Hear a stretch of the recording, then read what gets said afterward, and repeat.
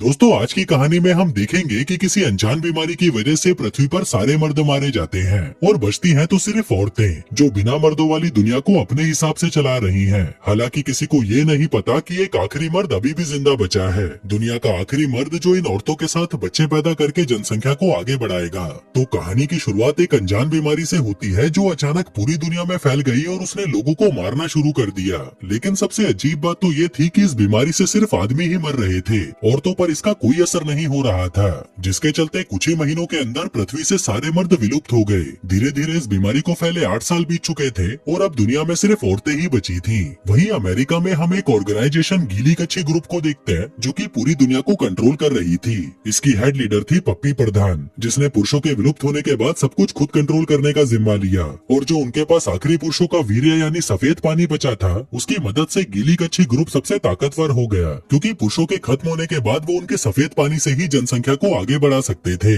और अब ये सफेद पानी इन औरतों की दुनिया की सबसे महंगी चीज बन चुका था, जिन्हें ये लोग व्हाइट गोल्ड भी कहते थे। और क्योंकि सफेद पानी की संख्या काफी सीमित थी और हर कोई इसे अफोर्ड नहीं कर सकता था, इसलिए ये भड़वे गीली कच्छी ग्रुप वाले हर साल एक लॉटरी निकालते थे, जिसमें जीतने वाली औरतों को प्रेग्नेंट होने का मौका मिलता। उन्हीं औरतों में से एक पिंकी पिटाश भी थी, जिसका 8 साल पहले पति और बेटा दोनों उस बीमारी में मारे गए थे। इसलिए वो जल्दी से जल्दी एक बच्चा चाहती थी ताकि उसके पास कोई तो अपना हो, जिसके लिए वो अपनी बेस्ट फ्रेंड मार्था मुट्ठी को उसकी सिफारिश लगाने को कहती है, क्योंकि मार्था मुट्ठी इस गीली कच्छी ग्रुप में काम किया करती थी, जिसके साथ वो ग्रुप की बॉस पप्पी प्रधान की भी काफी करीब थी। वहीं दूसरी तरफ पप्पी प्रधान की इस लॉटरी सिस्टम से कई सारी औरतें नाखुश भी थीं, जिनमें से एक थी ये सस्ती मस्ती। और आज भी जब पप्पी प्रधान स्टेज पर स्पीच दे रही थी, तभी सस्ती मस्ती उस पर अपनी ड्रिंक फेंक देती है, जिसके बाद एक ऑफिसर छप्पन छुरी उसे गिरफ्तार कर लेती है। लेकिन जैसे ही वो दोनों पुलिस स्टेशन में आती है, सस्ती मस्ती छप्पन छुरी से लिपट जाती है और वो दोनों वहाँ पर दबा दबा कर मजदूरी करने लगती हैं।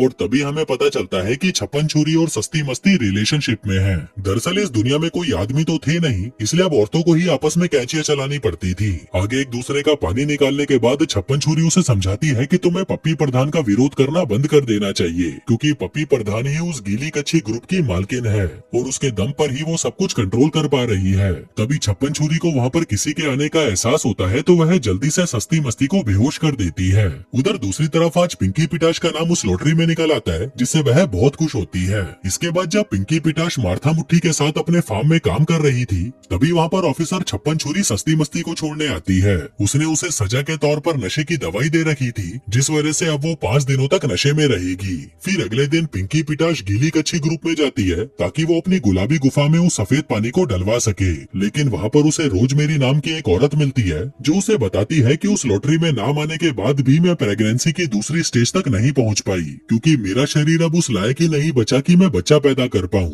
आगे सफेद पानी डलवाते वक्त पिंकी पिटाश की भी फटी पड़ी थी कि कहीं उसका हाल भी रोजमेरी जैसा ना हो जाए। वहीं दूसरी तरफ जब मार्था मुट्ठी पप्पी प्रधान के ऑफिस में साफ सफाई कर रही थी, तभी वह गलती से पप्पी प्रधान की बातें सुन लेती है, जहाँ पर वो अपने एक डॉक्टर को अकेले में बता रही थी कि हमारे पास एक ऐसा खजाना है जिसकी मदद से हम हमेशा इस दुनिया पर राज कर सकते हैं और ये सारी बहन की लिमड़ियाँ पूरी जिंदगी मेरी गुलामी करेंगी। लेकिन तभी वो वहाँ पर मार्था मुट्ठी को देख लेती है, जिसके बाद वो डॉक्टर को बाहर भेजकर उसे धमकाने लगती है। कहती है कि अगर आज के बाद तूने कभी भी मेरी पर्सनल बातें सुनी तो मैं तेरी घुंघराली झांटों में आग लगा दूंगी। वहीं 5 दिन पूरे होने के बाद सस्ती मस्ती भी अब नॉर्मल हो चुकी थी, जिसके बाद वो बाहर अपने दोस्तों से मिलने चली जाती है। फिर शाम को जब पिंकी पिटाश और मार्था मुट्ठी घर वापस आती है, तो वह देखती है कि सस्ती मस्ती कहीं भी नहीं थी, जो देखकर उन दोनों की फटने लगती है कि कहीं ये बहन की लिमड़ी कोई गड़बड़ी ना कर दे। जिसके बाद वो दोनों जल्दी से गाड़ी लेकर उसे ढूंढने निकल जाती हैं। लेकिन तभी जल्दबाजी में कोई उनकी गाड़ी से टकरा जाता है। वो दोनों डरती हुई बाहर निकलती हैं कि कहीं उन्होंने सस्ती मस्ती को तो नहीं ठोक दिया,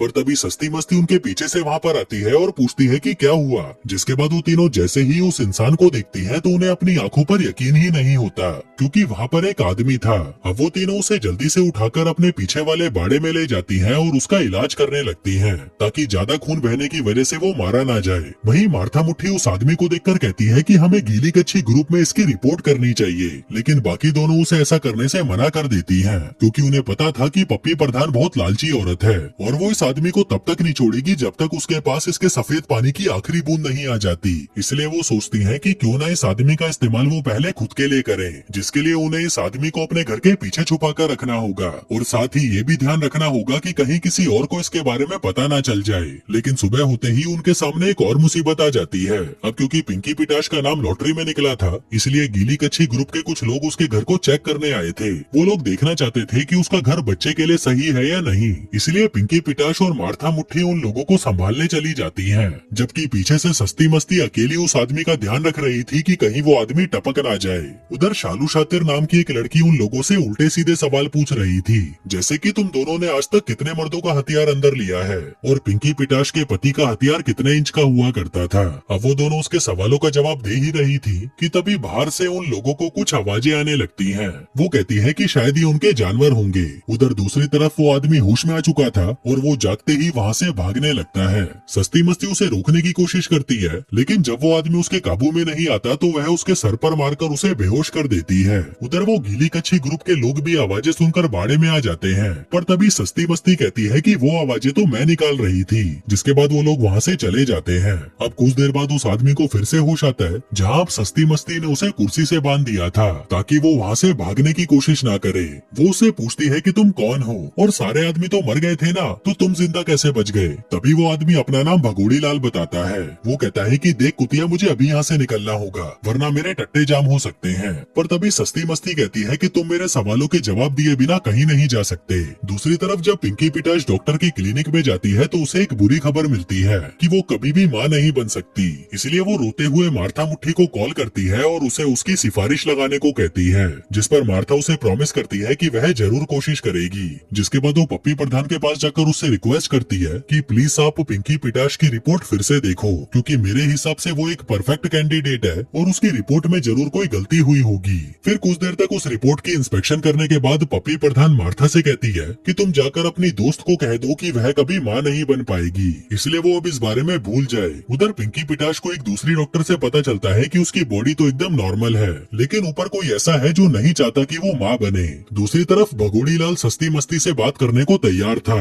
कहता है कि सिर्फ मैं ही नहीं बल्कि मेरे जैसे थोड़े बहुत आदमी अभी भी जिंदा हैं, क्योंकि उस समय हम उस बीमारी से इन्फेक्ट नहीं हुए थे, लेकिन फिर बहुत सारी औरतें हमें अपने लिए पकड़ने लगी। वो हमें पकड़ती थी और हमसे अपने खेत में दिन रात मजदूरी करवाती थी। दरअसल वो हमें सिर्फ बच्चा पैदा करने वाली मशीन बनाना चाहती थी, इसलिए मेरे जैसे बचे हुए लोग अब अपनी गांड छुपा कर रहते हैं। मेरे जैसे आदमी किसी खजाने की तरह है जिनका अलग अलग औरतों का ग्रुप शिकार कर रहा है। उधर पिंकी पिटाश जो परेशान थी कि अब वो बच्चा पैदा नहीं कर पाएगी, उसके पास सस्ती मस्ती आकर उसे बता देती है कि भगोड़ी लाल हमसे बात करने को तैयार है। जो सुनकर पिंकी पिटाश भगोड़ी लाल के पास जाती है और उसे एक कप पकड़ाते हुए कहती है कि जरा इसमें अपने सफेद पानी की पिचकारी तो मार दे यार। दरअसल वो फिर से बच्चा पैदा करने की कोशिश करना चाहती थी। जिसके बाद वो उसके सामने अश्लील डांस करके उसका खड़ा करने की कोशिश करती है, लेकिन इतना सब कुछ करने के बाद भी भगोड़ी लाल इसके लिए तैयार नहीं होता। पिंकी पिटाश दुखी होकर बाहर आ जाती है, लेकिन उसे एक उम्मीद देने के लिए मार्था मुट्ठी भगोड़ी लाल के पास जाती है और उसे कहती है कि देख, अगर तूने ये नहीं किया तो मुझे तेरा जबरदस्ती हिला के निकालना पड़ेगा, पर मैं निकाल के तो रहूंगी ही। जो सुनकर भगोड़ी लाल की फट जाती है और वो उसे उस कप में अपना सफेद पानी दे देता है। जो देखकर पिंकी पिटाश खुश हो जाती है और जल्दी से जाकर उस सफेद पानी को अपनी गुलाबी गुफा में डाल लेती है। दूसरी तरफ हम एक बाउंटी हंटर को देखते हैं जो भगोड़ी लाल को ही ढूंढ रही थी।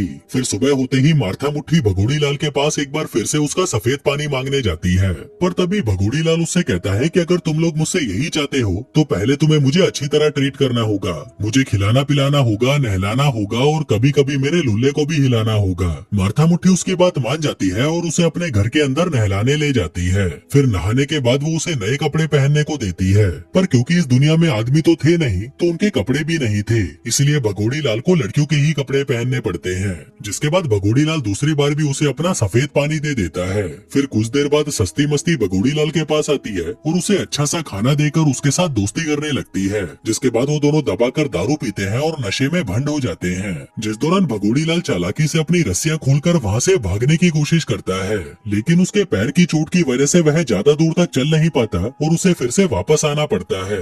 आगे वो सस्ती मस्ती को बताता है कि एक आदमी मुझे एक सीक्रेट जगह पर आने को कह रहा था जहाँ पर उसका एक सुरक्षित बंकर है। मैं अपने दोस्त के साथ वहाँ पर ही जा रहा था, लेकिन उसे पकड़ लिया गया और अब मेरे पास सिर्फ एक सिम कार्ड ही बचा है जिस पर उस जगह की लोकेशन बताई जाएगी। तभी सस्ती मस्ती उसे कहती है कि उस जगह पर मैं तुम्हें ले जाऊंगी। उधर पिंकी पिटाश को याद आता है कि कल उसने दूसरी बार उस सफेद पानी को अपनी गुलाबी गुफा में डाला था और तभी उसे वो औरत रोज मेरी याद आती है जो माँ नहीं बन पाई थी, क्योंकि उसकी प्रेगनेंसी दूसरी स्टेज के बाद टर्मिनेट हो गई थी। इसलिए वो भगोड़ी लाल का बचा हुआ सफेद पानी लेकर रोजमेरी के घर पहुंच जाती है और एक अनजान चिट्ठी के साथ उस सफेद पानी को उसके घर के बाहर छोड़ आती है। फिर अगली सुबह सस्ती मस्ती अपनी माँ का पुराना फोन भगोड़ी लाल के पास लाकर उसमें वो सिम डाल देती है। लेकिन जब वो लोग उस फोन को चेक करते हैं तो यहाँ पर सिर्फ एक राइस नाम का ही मैसेज आया हुआ था।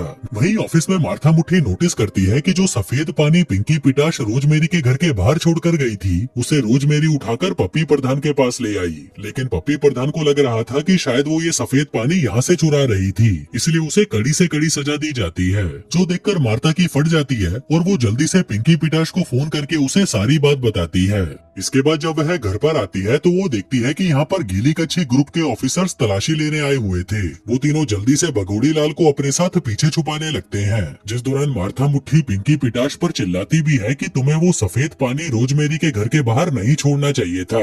लगता है कि पप्पी प्रधान को शक हो गया है कि बाहर जरूर कोई मर्द है। इसी दौरान भगोड़ी लाल की सिम पर एक अननोन नंबर से कॉल आता है और उसे फाइनली उस सुरक्षित जगह की लोकेशन मिल जाती है। लेकिन वहीं दूसरी तरफ वो लोकेशन उस बाउंटी हंटर को भी मिल जाती है, जिसके बाद वो उस लोकेशन की तरफ निकल पड़ती है। यहाँ वो चारों भी मार्था मुट्ठी की कार में उस लोकेशन तक पहुँच चुके थे, लेकिन यहाँ पर तो कोई था ही नहीं। वो लोग वेट करने लगते हैं कि शायद कोई तो भगोड़ी लाल को लेने आएगा, लेकिन जब 5 घंटे के इंतजार करने के बाद भी वहाँ पर कोई नहीं आता, तब भगोड़ी लाल और सस्ती मस्ती मूतने के लिए कार से बाहर निकल जाते हैं। पर तभी उन्हें वो बाउंटी हंटर अपनी ओर आती हुई दिखाई देती है, जो देखकर वो दोनों जल्दी से कार में बैठकर वहाँ से दूर जाने लगते हैं। कहते हैं कि ये भीसड़ी वाली हमारे पीछे क्यों पड़ी है। उधर भगोड़ी लाल को कुछ समझ नहीं आ रहा था कि इसे हमारी लोकेशन पता कैसे चली। जिसके बाद वो लोग भागते हुए एक मेले में चले जाते हैं और भगोड़ी लाल को बाकी औरतों से बचाने के लिए वो चारों उसे पूरी तरह से कवर कर लेती हैं, क्योंकि अगर किसी भी औरत ने भगोड़ी लाल को देख लिया तो वो सभी उसके लिए तुरंत घोड़ी बन जाएंगी।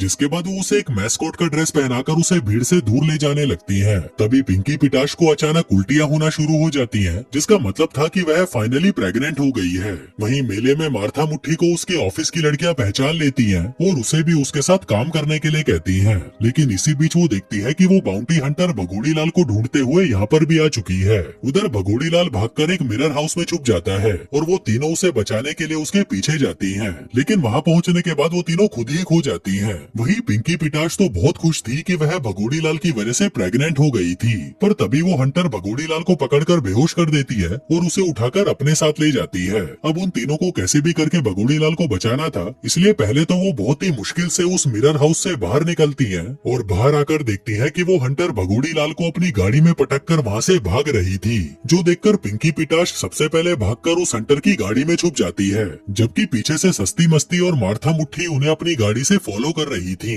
उधर पिंकी पिटाश हंटर की गाड़ी में किसी काम की चीज को ढूंढने लगती है, जिसके इस्तेमाल से वो हंटर पर वार करके भगोड़ी लाल को छुड़ा सके, जहाँ उसे कुछ बेहोशी वाले इंजेक्शन मिल जाते हैं। थोड़ी देर बाद हंटर एक ऑयल स्टेशन पर गाड़ी रोककर भगोड़ी लाल को अपने साथ अंदर ले जाने लगती है और तभी पिंकी पिटाश एक फावड़ा उठाकर भगोड़ी लाल को बचाने जाती है, जिस दौरान वो काफी सारे बेहोशी वाले इंजेक्शन हंटर की ओर फेंकती है, जिसमें से एक उसे सही जाकर लगता है और वह बेहोश हो जाती है। जिसके बाद पिंकी पिटाश भगोड़ी लाल को हंटर की गाड़ी में डालकर उसे वापस ले जाने लगती है, जिसके साथ ही वो उसे ये भी बताती है कि लौंडे तेरी वजह से मैं प्रेग्नेंट हो गई हूँ, मान गई भाई तेरी पिचकारी में बहुत दम है। जिसके बाद वो चारों एक नदी के पास जाकर इकट्ठा होते हैं। वो लोग हैरान थे कि वो हंटर भगोड़ी लाल को बेहोश करके कहाँ ले जा रही थी। जिसके बाद वो सभी वापस से उस सुरक्षित जगह पर जाने लगते हैं, लेकिन थोड़ा आगे जाते ही उन्हें गीली कच्छी ग्रुप के गार्ड्स आकर पकड़ लेते हैं। दरअसल ये सब किया कराया मार्था मुट्ठी का था और उसने ही पप्पी प्रधान को भगोड़ी लाल के बारे में सब कुछ बता दिया था। आगे पप्पी प्रधान मार्था मुट्ठी से बहुत खुश होती है और उसे बदले में एक फैंसी कमरा देती है।